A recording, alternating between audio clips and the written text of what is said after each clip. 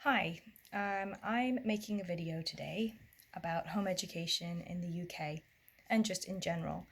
And this came about because been there have been many times where people have asked me questions about how you start out with home educating, and home educating at different ages and different subjects and all sorts of questions. And I've spent time in the past on the phone, talking to people in person, answering these questions. Even though I'm not an expert, I just have experience because I've home educated for 15 years. I've lived in the UK for 20 years. I'm a US citizen married to a UK citizen, and we've had 4 children. Two of them have gone on now to universities, and that's a bit about my background. Anyway, I decided to compile some of my thoughts about this topic, and if you have any questions that you'd like me to talk about, please put a comment in the chat section, the comment section, and I'll try to answer your question. Hopefully I can make future videos about each one of these parts, the topics, because each one I could spend more time on. So first of all, where should you begin? I recommend looking at a website called Education Otherwise, and I'll put a link for it hopefully in the comments.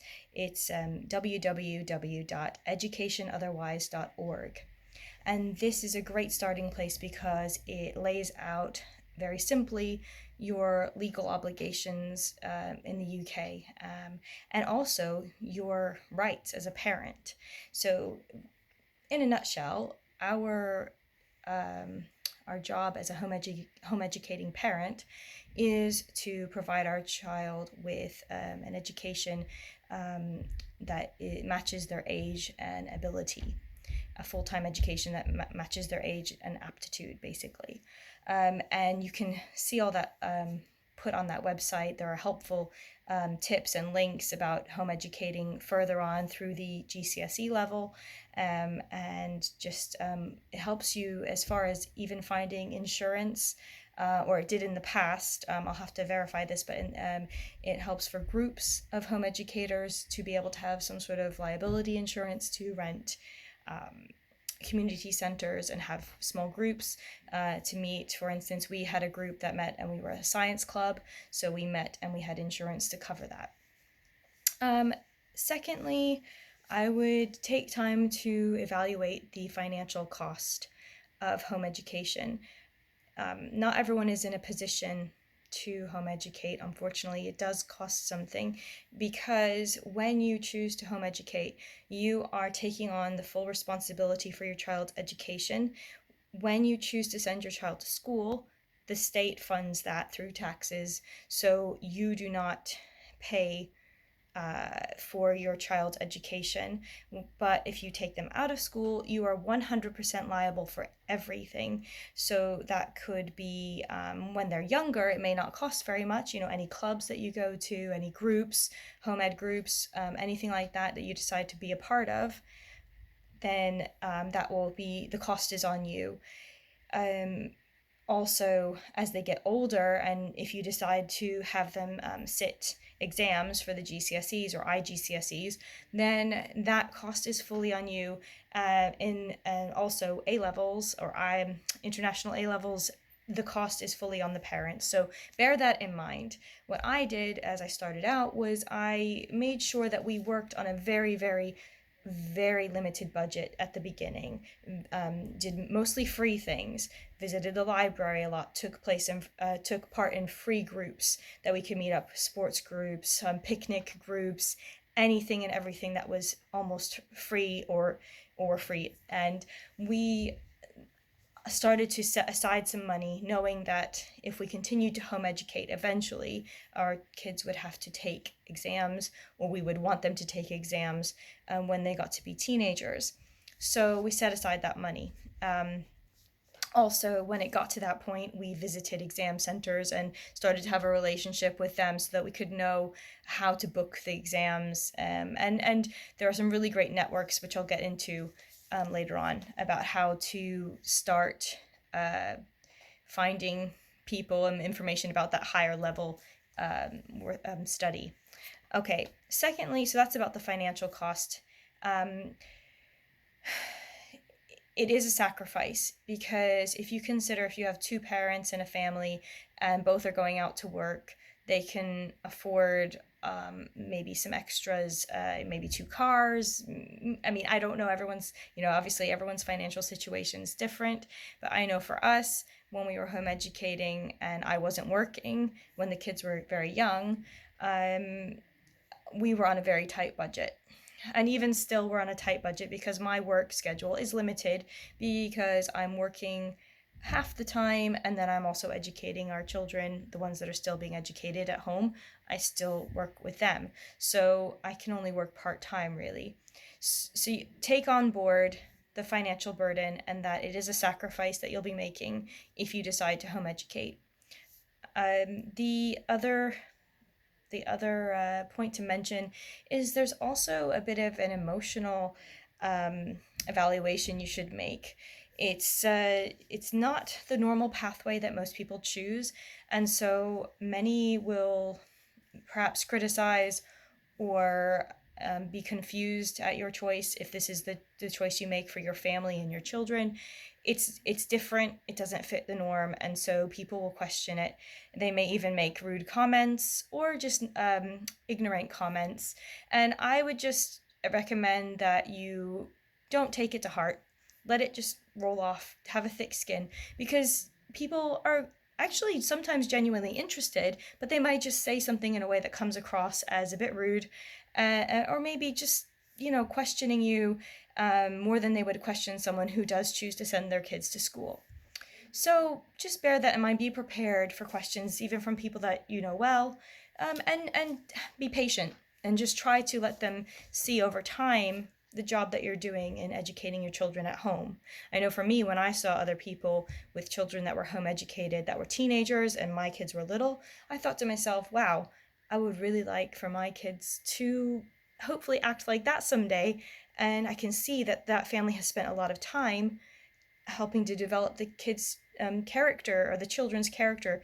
And I saw the way they interacted with children and adults, and how they were mostly very well rounded.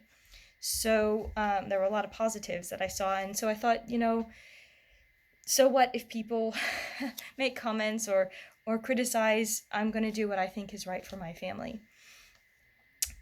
On to the philosophy. So it's good when you start out to come up with some sort of, this is just my recommendation, come up with some sort of philosophy as to why you have decided to home educate and how you plan on home educating. And this can adapt and change over time.